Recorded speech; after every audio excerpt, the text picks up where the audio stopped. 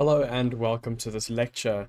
Now this is an updated lecture with the 5.0 version of Blender for the camera and composition, as my audio file was corrupted in my last video and I have no way of explaining what happened.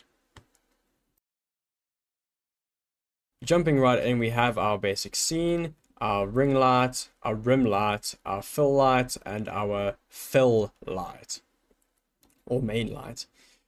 Going into this, we're going to press Shift A. We're going to add a camera.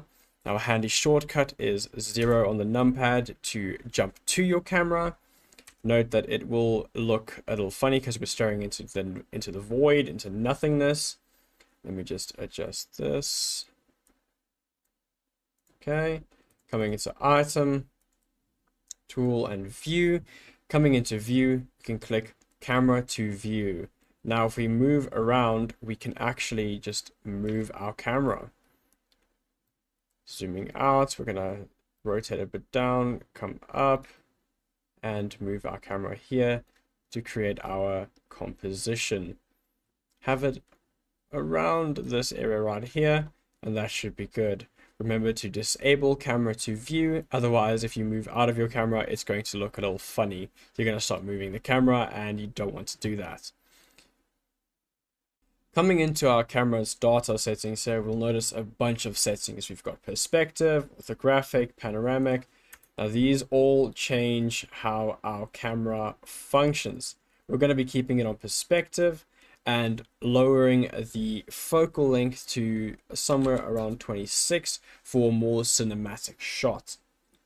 Now most objects or product renders will use a higher focal length, but for our cinematic scene we're going to be doing a focal length of 26. Coming down, you can see the clip start and clip end. Adjusting this will change how far the camera can see, and for our render we're going to be pressing G and then middle mouse to bring this in. Around here should be good. Let's move that around, and then we're going to be enabling depth of field. This adds a more realistic blur to your scene, and we're going to be clicking on the dropper tool here and clicking on our object cube to enable our cube as the focal length.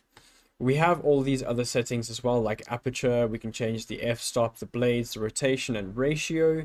These are all actual camera settings, and if there's a specific camera setting you're looking for, feel free to Google it and you'll find the settings you need.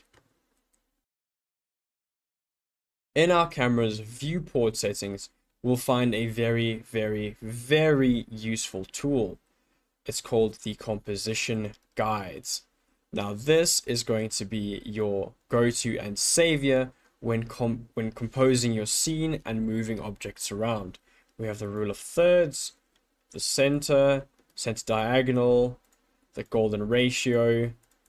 We have the golden ratios triangle A, triangle B, harmony triangle A, and harmony triangle B.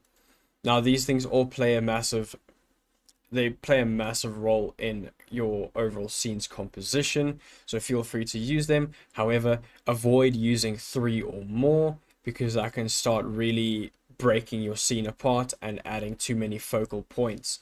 For ours, we're going to be using rule of thirds, and we just want to keep our cube perfectly inside these parameters.